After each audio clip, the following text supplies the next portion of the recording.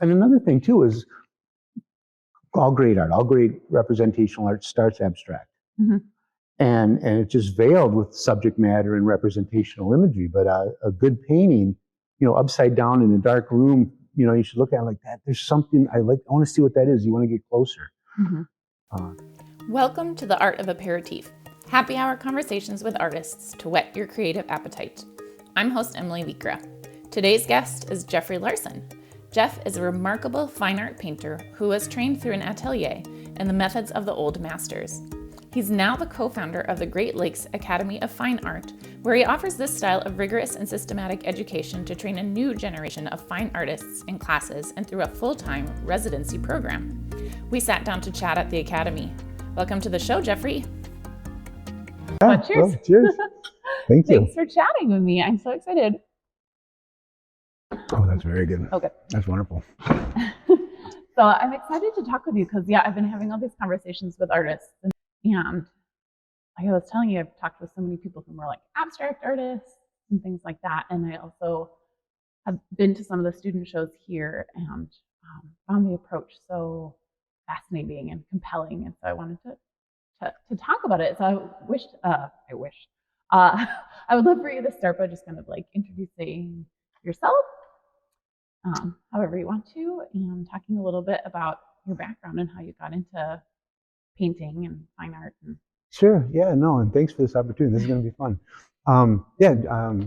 Jeffery Larson. I just was really fortunate and blessed to fall into a really good training while I was in high school, mm-hmm. which coincided with a really strong interest in drawing and painting, but totally I always did it just for fun, mm-hmm. and stumbled into this little atelier that, of all places, happened to be down in Minneapolis. I grew up in the western suburbs, okay. And it was just kind of, that was it. I just knew this is what I had to do, which made no sense. Yeah, I had no career plans, but everything clicked. Where this is okay, this feels right. And so it was at the time there's probably only 7, 8, 9 schools left in the world still teaching this classical training that had developed in the medieval times and progressed all the way through the Renaissance and into the late 1800s, and just for whatever reason just about died out in the 20th century. Mm-hmm. Richard Lack, my instructor, had studied in Boston, found like one of the 2-3 gentlemen still teaching in the United States back in the 40s or 50s, whenever that was, and came back to Minneapolis where he grew up and formed the school, this little Atelier Lac. So I was fortunate he accepted me as a student, and it was a 4-year intensive apprenticeship more than anything. Mm-hmm. I think there was 18 students at any given time. From there, I had the opportunity to help open a branch school. So I did that for 3 years, and the best thing that came out of that is one of our first students was Heidi, my now wife. Uh-huh. So anyway, we got married, and then we decided I just didn't want to teach anymore. I just wanted to focus on my art. We wanted to get out of the cities. Just always anyway, just wanted to get out. I was born up in Two Harbors. Oh, okay. My dad's first job out of college was at the Taconite Expansion, and so anyway, I was born up here, and then we moved around and ended up in the city. So, but we came up here for camping and visiting a lot. So I thought, let's get up there. So we found an old school that had basically been abandoned that we bought for nothing and converted to our home. We lived there for 30 years in northern Wisconsin, 45 minutes from here. And then basically just painted and raised a family. Mm-hmm. And what is the definition of fine art? How is it defined? That's a good question. That's a tough one. I think that's a really tough question. Here's how I look at it, and I bet people disagree with me, but the growth of the Western art, if you want to call it that, really was built on the foundation of craftsmanship, just like music or dance or almost anything else. It would just, each generation, what's the best practices that they teach and that would progress, and people do something, no, let's add that, and they test it out, and well, this seems better, and it just became this basic principle that this is the best way to learn how to play the violin. Mm-hmm. This is the best way to train for almost anything. Mm-hmm. And the arts, of course, did the same thing. And with the advent of modernism, which was kind of this whole philosophical switch that hit the world for a lot of really amazing reasons, between the Industrial Revolution, between World War I, between, just a lot of things came together, the mechanical age. And people just let's just throw everything out. Yeah. Let's just think out of the box, and which is good. And in all the other arts, they tried every crazy thing, but they all came back to like, that's wonderful, and that really is a neat thing to add to our box of craftsmanship, in a sense, if you want to call it that. But they still kind of, if you're going to be a symphony composer and you love Stravinsky and the modernists, you still studied Mozart. You still understood the foundations. Still did visual arts, Suzuki method. Exactly, yeah. And visual arts, for whatever reason, they threw the baby out with the bathwater. They said that stifles creativity, which makes no sense to me. So for me, I kind of consider the fine art more the continuation of that traditional painting. And not that it's old-fashioned, it's just representational. And it's built on these standards that people have interacted with and, integrated in their lives, at least to form a foundation. And I see the kind of the abstract conceptualism is almost a different animal, and apples and oranges, and not better or worse, just different. And so I guess they're both fine art in a sense. Maybe fine art is when an individual expresses himself clearly enough in a manner that people recognize as similar to. It's a really good question you asked. I'm not sure, but to me, it's just, you know what? That's about as far as I can go with it, actually. It's a tough one. There is something, right? I think where you're hitting at with like having a certain set of foundational techniques and like best practices and like indications that show a certain level of training, which I think can be applied then to abstract art. And sometimes it gives it much more power to like have that sense of precision, craftsmanship.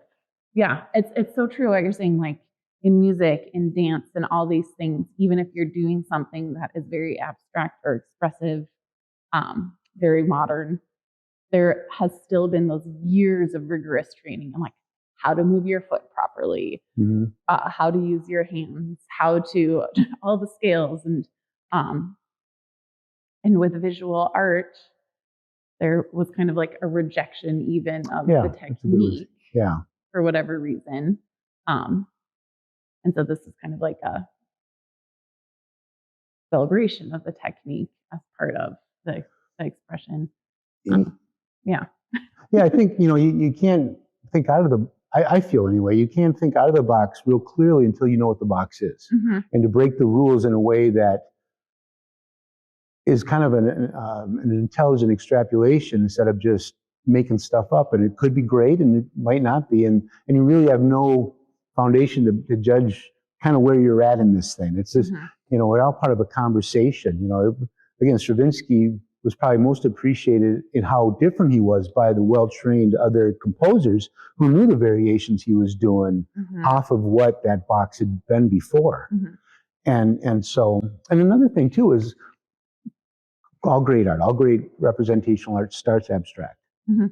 And it's just veiled with subject matter and representational imagery. But a good painting, upside down in a dark room, you should look at it like that. There's something I like. I want to see what that is. You want to get closer. Kind of like music. If you're like listening, it's like, well, that's kind of a neat tune and this and that. And then you really get into it. Then you hear the words like, those are the stupidest words I've ever heard. But I really like the song. That's what a painting should be, that the subject matter is kind of just the icing on the cake. And of course, a lot of people just paint a scene with that thought not in mind and create a lot of really bad representational work, or maybe work that's not as, it doesn't fulfill as much what a fine art piece should, which to me begins abstractly. Right. There's some core that's compelling underneath the image at the end. Kind of what you're saying. You have strong contrasting values. Does that fit the motif of a, charging elephants or something, or a calm sea with soft colors and versus violent, dramatic colors in a sea storm? It should be something abstract that underlines the subject matter. I love that. So I'm gonna have to spend some time thinking about that. What was it that then, after this kind of career of painting, drew you to starting a school and starting an academy yeah. to continue in practice?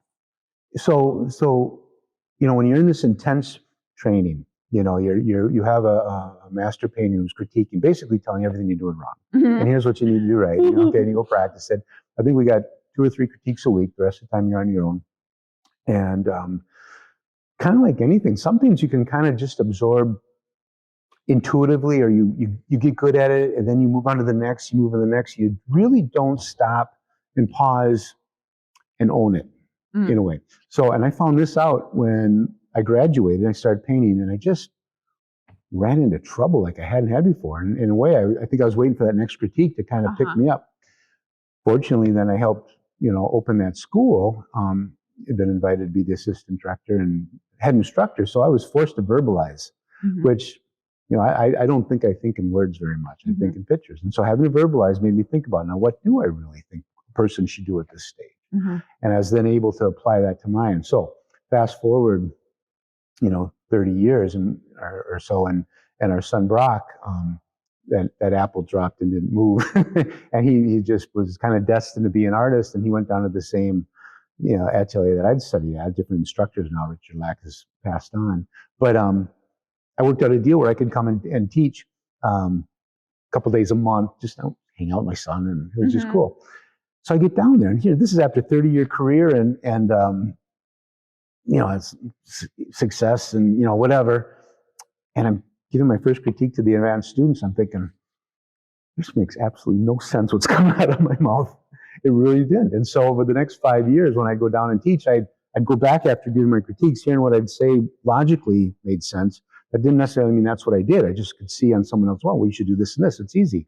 I went and applied that to my own work. And in 5 years, I completely switched and retrained myself. And paintings that took 6 months took 2, and I thought were much better. Brock started teaching night classes when he was there. He was offered the opportunity to someday potentially take over the entire atelier. I was offered an opportunity to co-direct a school in Florence, Italy, which was tempting. But then we started, very tempting. Yeah, would have been like I think it was a 3 or 4 year commitment. And so then he and I just, should open our own school. And so that's how this idea came about. And we wanted to give back. I mean, we wouldn't be where we are without the training we got. And so, that and the ability for him especially, but for both of us to continue honing ourselves and really thinking through what we feel is right and the best practices. There's a lot of reasons. That's cool. I mean, there really is nothing like teaching something and boiling something down to force you to reflect on what are the core principles, what are the fundamentals, what are the things that people really need to know. They say if you can't explain it to a 5-year-old, you really don't know it. Yes, right. Which for art students, that's about this. No. Right. I think about that too. I do a lot of writing and written books and things like that, and it's the same sort of thing where it's like if you and I was in academia before starting a distillery, super normal trajectory. But it's like if you have to write a 10-page paper or, a 100-page dissertation about something, you don't actually need to know it that well. But if you have to write it in 1 or 2 pages, you really have to know it well. Every word. Yeah. Because every piece, everything that you're talking about or teaching matters. So can you talk a little bit about what is the curriculum and what are those fundamental pieces that people are learning?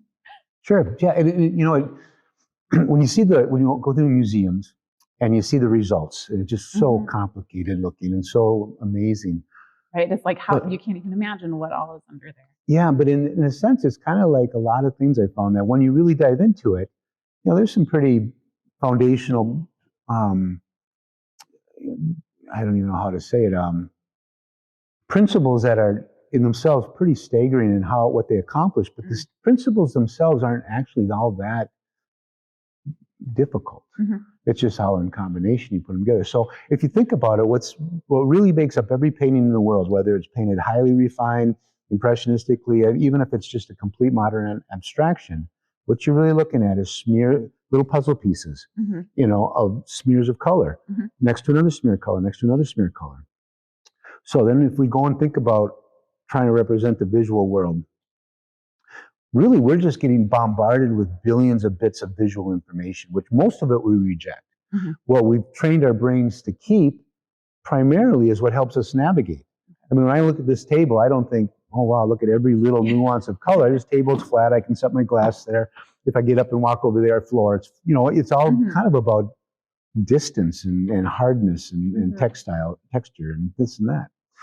And so we reject the things that can be on the canvas, which those puzzle pieces are only made up of something of a certain shape. It's going to have a certain value, black and white, think black and white photography, which has a certain hue, kind of color, so light color, dark color, and they bump up against each other in hard and soft ways. And that's it. So when you look at nature, it's like, forget the distance, forget the things that you can never put on a canvas. It's like, that's the shape. What's the darkest spot? Where's the lightest spot? Where's the warmest? Where's the coolest? It's the blues, reds, yellows. Kind of relate them to each other, translate them onto your canvas as little puzzle pieces, make sure you get the edge work right, and let people do what they do, which they look at and say, oh, there's an easel sitting on that painting over, way in the back of the room, which does not exist. But, to me, you're 3 feet away. But how do I know that? Until I reach out, I'm just figuring that out from what I see. And that's the same when people look at a painting. So really a painting is more about how do you simplify what you see? How do you put it down concisely? And again, like you said, it's easy to do 1,000-word or 1,000-page, but how do you do it so simply that it's like, oh, that's a head. That's a very simple rendition of everything that's going on. And then let them do what they do, figure out what it is. So the training, we start with the very basics. I mean, we literally start out with, here's how you sharpen the pencil correctly. And my first project is draw that squiggle line. It's literally a shape like that, which you think, well, that's easy. Well, it's really not. And so what we do is we learn tools. We learn so you're going to draw something. How do you simplify it? How do you break it into straight lines that are measurable? It's not like, well, that looks good. I think a little more of this, a little more of that. We're much more, no. We're measuring distances. We're very exact in trying to figure out how we can be as accurate as possible. And there's a truth to what we're looking at over there. That easel's this high, and it's like 1/5 as wide as it is tall. I mean, that's the type of stuff you keep breaking down and mimic on your paper. And so literally you just learn tools on how to measure your shapes. Then how do you judge values? You got your darkest value, you got your lightest. How do you tell in between? And I think some of it, like you're a singer, a musician, you can hear the tone, going up and down. I can't. I'm really bad at that. Wish I could. But it's people say, well, we could teach you to sing. I don't think so. But I think I could teach anybody to paint and learn to judge those values. Color's the same thing. It's just at first like, I have no clue. Well, is it warmer or cooler? Is it lighter or darker? Is it more green or is it more blue? Is it more? And pretty soon it's like, well, see, you got that really close just by asking the right questions. And so when you get those basic foundation principles, which drawing is the first year, values is the second year, colors the third year, and then the fourth year, we kind of put it all together and teach methodologies and so on. So that's kind of it in a nutshell. Yeah. And it strikes me that like the level of patience that people have to have and persistence is remarkable. Yeah. Do you find that people who are drawn to the program tend to have those characteristics? Or are they like learning those things along the way? A little both. A lot of the students we get, right out of high school or college, and so they're young. So I didn't have a lot of patience and persistence at that age either. Don't think many of us do. So they all kind of see them grow up. But that when I interview someone, I think they come in thinking I'm going to really study their talent and understand. Let me look at your work and what do you want to do? And I'm more like, you ever played sports or played a musical instrument? Do you have a job? I want to see if they've shown that they've got some perseverance and that they can stick to it. I love to hear if they've done sports, especially because you've been knocked down, you can get back up. You screwed up and how's how you fix it. You have some grit. And if I get a student that, for whatever reason, comes across gritty, it's like, now that's someone I can teach. And I've had really talented, if you want to use that word, super talented people that just have bombed out. for those very reasons, because they weren't disciplined. Mm-hmm. So yeah, it's like anything though. I mean, if you're going to be a musician or in any sport, anything, if you're going to be a business person, so really it's just same as everybody else. Mm-hmm. Mm-hmm. Like learning those life skills. Life skills. It is life skills. Yeah. Resilience. It's so cool. I'm trying to frame my next question. So when you are, and I guess this goes back a little bit to like what you were talking about too, with fundamentally there has to be something abstract underlying the imagery that makes it compelling. So, and I remember coming to a student show and like seeing something on the wall that was like, yeah, anyone can learn to paint because it's just a set of skills. But there are things that then make an artwork compelling or that distinguish people's art from each other, give a certain perspective. And I wonder if you could talk a little bit about how you see that and like how do people, once they have the skill set, like what distinguishes works of art from each other? Yeah, like what makes something compelling? That's another great question. So like we tell our students, we're not an art school. We're a school that teaches you the craft. So I think that the analogy I like to use is we're going to teach you to play the violin. Now, and it's going to take a number of years before you can figure out the fingering and the moving the bow and then reading the music and so on.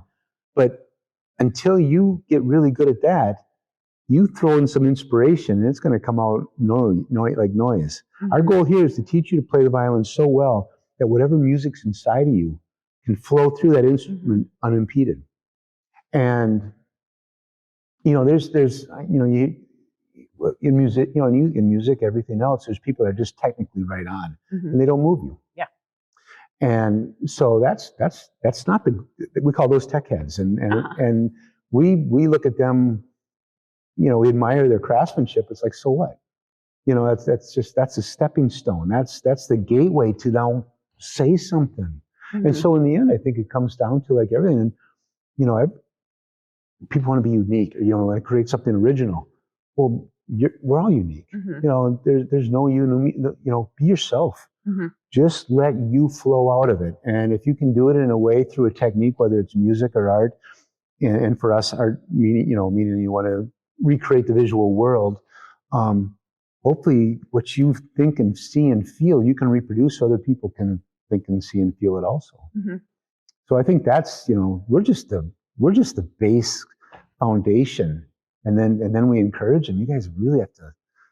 You got to become your own person. We don't want anybody to paint. Brock and I, we don't want anybody to paint like us. That's not our goal. I don't want you to paint like anybody else that's ever lived, but I want you to paint as well as the artists we really look to and admire. That would be wonderful. Technically, find your own. I love that. Yeah. So what are the things that you seek out that inspire you, or your angle, your voice? Yeah. No, that's been an interesting, strange thing to find. I think it's what I've learned is if something captivates me, if something catches my eye, I stop and really study why that is. Sometimes it's just like you drive along the road and something catches your eye. Well, you just drove by 12 miles of the world and all of a sudden something really catches your eye. Why is that? Well, one, it could just be something you can learn abstractly again, where there was a certain color of a tree against a certain color of a building with a certain color of the sky. It's like, that's interesting. I got to remember that for a painting. Or it might be there's a subject that just moved you. I don't know what that would be offhand, but so anyway, if something really catches my eye, whether I'm just walking anywhere, I'll think about it. It could be the way someone's sitting. It's just like, wow, I like that. And it's usually some abstract shape or flowing line or something. So paintings will come out of that, one of those things. It really. So when I graduated, I had, I was young. I went through school. I started when I was 17, graduated. I was still young and undisciplined and, and really not formed as a person. And so I was going to paint big and grand paintings, which got really boring real fast. And I hated still lifes. I hated the whole time painting still lifes at the atelier. So I remember on graduation day, going down the stairs for the last time thinking, I never have to paint another still life as long as I live. And then when we moved up here and you got the long winters, we didn't know anybody and you really can't paint outside in January. I suppose I better set up a stupid still life. And I fell in love with it. And then I started looking at, I'd see things I like, that is so cool. And it would be the stupidest thing, like a vacuum cleaner or something. And it's just like, I'm not going to paint a vacuum cleaner. Okay, I got to paint that vacuum cleaner. And I think what it was, I found that whatever I just, for no really intelligent reason, grabbed me, if I could convey that, again, through the technique and through the training, if I could capture, you edit out, it's not that you're just painting what you see, every little detail. It's like you said, you're taking this 1,000-page thing, I'm going to get that down to 200 words. So I'm seeing this view. It's like, most of that I don't care about. What is it? It's the shape of the hose. It's these colors. It's the way the light bounces off. Everything else I'm going to edit out. And I'm going to manipulate things a little bit to heighten more what it is I see inside there. So maybe other people see that. And so, yeah, I'd find that people would respond to the works that I had responded to the most. So after that, I just followed my heart, whatever caught my eye. Yeah. I remember, I think it's one of those things I like randomly think about a lot, but then I was reading some article, I think in the New Yorker, and it was talking about how, when you talk to artists, like art critics and historians and people impose all these, and perhaps rightfully so, like it's true that a piece of artwork can wind up being a reflection of some current event or a commentary on some social thing that's happening.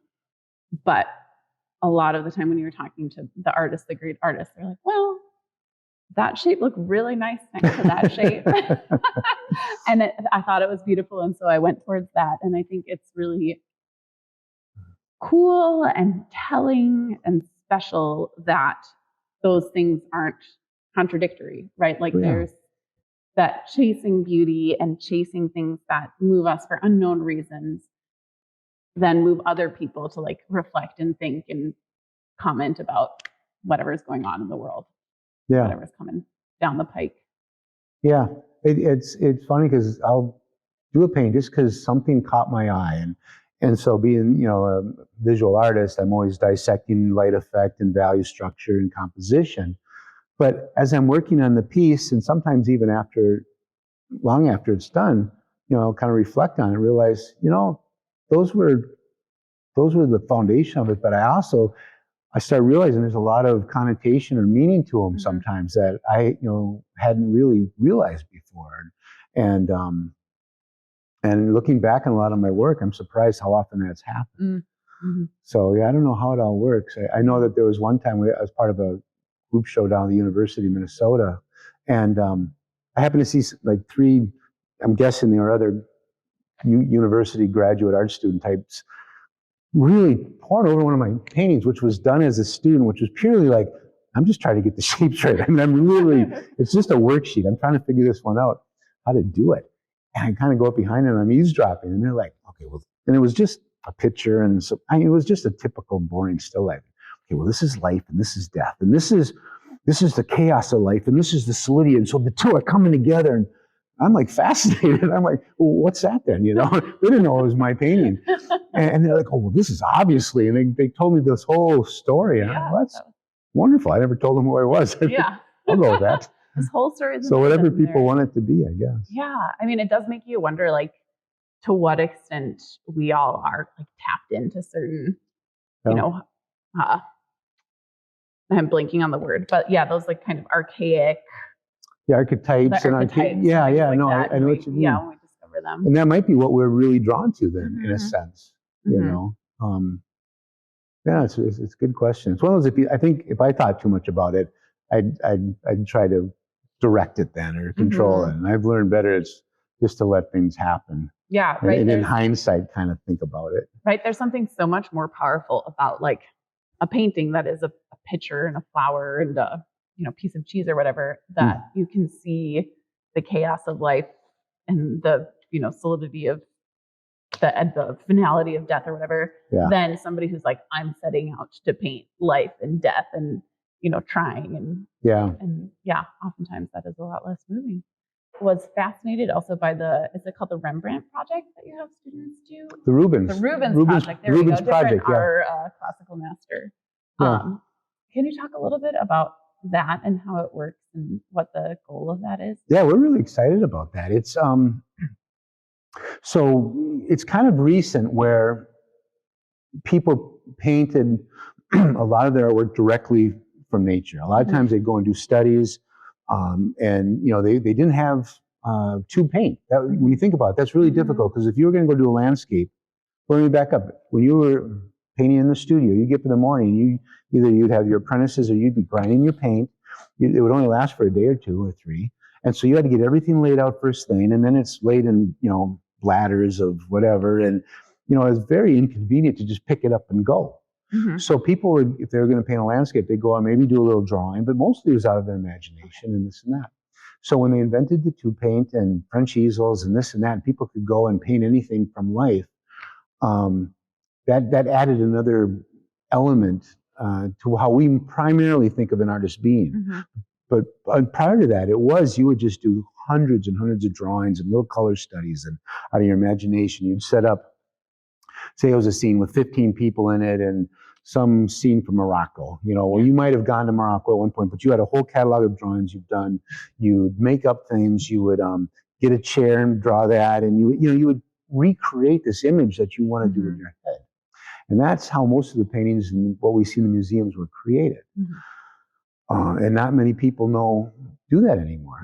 And so one thing about Richard Lack, he was really a Renaissance man in the sense that he was a great impressionist, but Rubens was his favorite artist. And he, in every type of painting technique, from the Venetians to the Rubens and Rembrandt's time, the Bister method, to direct painting, indirect painting, impressionistic painting, he was a master of all those. And like I said, I had a real interest in doing these big imaginative paintings, which most artists don't. So he would bring me to his studio and he'd hire me to do underpaintings and work with him on his projects. And so I was able to learn a lot of those techniques. So with our school, I wanted to pass that on also, so we'll take the senior class, and Brock and I alternate, and we come up with a theme.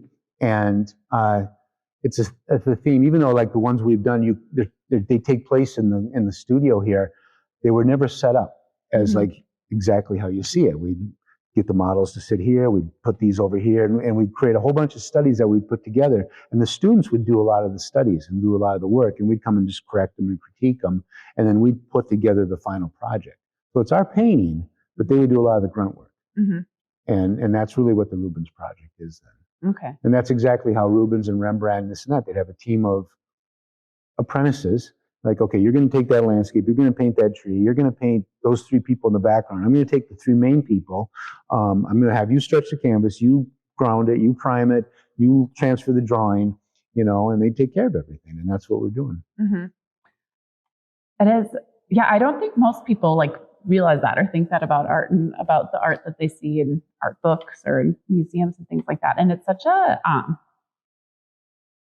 a cool thing to think about in the context of pushing back against the way we see these individual geniuses, right? As a society, we're so focused on this or that individual. And I think it holds in business too, where there's and it matters. And you're doing something when you have the vision for how everything is going to come together. That's a super important role.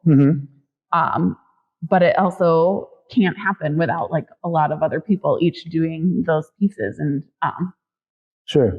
And I think a lot of people would kind of think less of something because it's a lot of people working on it, not some great genius, doing this, but it's actually even more impressive in many ways because it is a whole, back to the music, but it's a whole orchestra where all the pieces are coming together and there's a conductor making sure they come together. You're exactly right. No, and same as making movies. I mean, how many hundreds of people are involved with that type of thing? So that's really more how most creative things take place.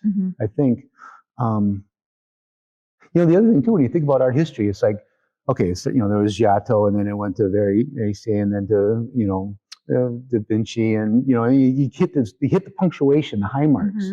But really the history of Western art is this development of this craft, because what they did in their time was kind of the best of what was being attempted. Or they took the box and expanded it a little bit, and they did that and added their own personality and captured whatever it was in that era that best represented the Renaissance, or however we look at it, I guess. And so really it's, without that foundation or that training, none of them would have been anybody. Mm-hmm.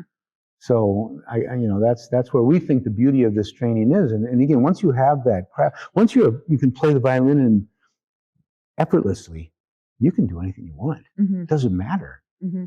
This isn't in the way. Yeah. You can convey it to people through this music. Mm-hmm. And that's how we think visually. And again, if a lot of how we teach composition is I want you to find your favorite painting. Okay, now turn the book upside down, back it up, squint your eyes so you don't really see it. I want you to just look at, I don't want this, I like this painting of the gladiators or whatever. It's just, it's abstract composition. You see how they balance this color against that with a strong value structure? Mm-hmm. That's the core of this, Mm-hmm. And so the ability to paint and the people on top that look like people is really just the icing on the cake. Mm-hmm. It's again like, Shakespeare could just whip off brevity as the soul of wit. Yeah. Well, that's because he was a master wordsmith. Yeah. And so the greatest sketches, the loosest sketches that capture something that I admire the most were done by artists that if you looked at their other work, you're like, oh my God, they're so tight. Mm-hmm. Well, that gave them the ability then to loosen up correctly later on is what I'm attracted to. Mm-hmm. Mm-hmm. And I guess too, for me, I have ideas in my head, but what I see out in nature, that's far more interesting and beautiful, And so if I was to be an abstract artist, I don't know, but I'd see the abstract beauty. Mm-hmm. Now there's something I can grab onto. There's something bigger than me there that I can try to get just a little glimpse of on this piece of canvas. Mm-hmm. That's just how I'm built, I guess. Mm-hmm. So, yeah. So is it landscapes that attract you most, would you say, on the whole? Landscapes are the most fun. Like I tell my students, even a bad day landscaping is still a good day. You're outside, you're in, it's a good day. But they're like, so here's how I look at it, like still life painting. It's kind of like playing chess. You can set it up, it doesn't move. You can take days, weeks, months to paint it, this and that. And it's like, okay, it's interesting intellectually and challenging, and after a while boring. Mm-hmm. Landscape painting. Okay, you got that sun moving, after an hour and a half, whatever scene you're looking at, it's not there anymore. It's completely switched. You got the wind, you got the bugs, you got people, and it's like game day, and you're just, usually you get 2/3 of the way of the painting. The sun's almost past where it needs to be. You're throwing like Hail Marys just because you're trying to fix this mess. And every once in a while you connect and suddenly you capture it just before it ends. That's exciting. That's fun. It's like racing against the clock. Most of them you toss. Most of them it's like, nope, I bombed. But when they do connect, there's just like this magic where you caught a little late. Mm-hmm. And you were saying you did a lot of portraiture too. Portraiture is a hard word to say. Portraiture too. And I was noticing some downstairs that were just very striking. Do you usually paint from life there too, and have the person sitting? And I try to. So to be a portrait painter, that's kind of a career choice. That's like doctors specialize, artists specialize. So really the better portrait painters, that's really all they do. And it's a challenging job because one, you're traveling a lot. Two, ideally, yes, I do paint from life, and at the very least get a whole bunch of studies and this and that from them. But the people that usually have their portraits done are very busy people, and they won't give you very much time. And also, you're working for a boss. You have to, for me, I've always said, I paint what I want. I sign it when I think it's done. If you like it, wonderful. If you don't, wonderful. But portraiture is different. And so my personality didn't fit with that as well. So I like doing what I want to do. So I'm pretty selective. I still do portraits and will take on commissions if I find them like an interesting, or a lot of times I'll approach someone and ask if they'll sit, just because I love painting people. I mean, I do love that. But I don't have to do it to make my living. So it's kind of a nice deal. Painting someone kind of as though you're capturing their senior photo. And trying to convey a particular thing. Yep. Right, because people are so interesting, and portraits are so interesting. And I think kind of like you didn't used to like still life. I used to not like portraits, but now there's something fascinating about capturing the soul of someone or the personality of someone in a set. Yeah. Image. Well, it's like, how many people have you met where you kind of maybe initially thought, oh, whatever, and then you start talking to them and realize they've led a far more interesting life than you have. I mean, people are fascinating Mhm. and unique and wonderful. And so the nice thing about portraiture and having them sit for you instead of versus just working off photos or studies, you get to know them. And you Mhm. start finding these interesting levels of depth and insights. And usually then you see expressions Mhm. and you try to capture that one that just that's them alive, Mhm. and that's fun. Mhm. And it's just fun to get to meet. How often you get to sit and really talk with someone over and over, over that where, I don't know, it's funny when you're doing the painting, it leads to really interesting conversations. It kind of cuts through the small talk. Mhm. And you just get the best conversations going. Yeah. Interesting. Yeah. All right. So my last question that I just have been asking everyone is if you have any particular like creative practices or like disciplines that you practice on a regular basis, whether it's daily, weekly, monthly, that kind of help you stay in your rhythm and find new ideas or things to chase.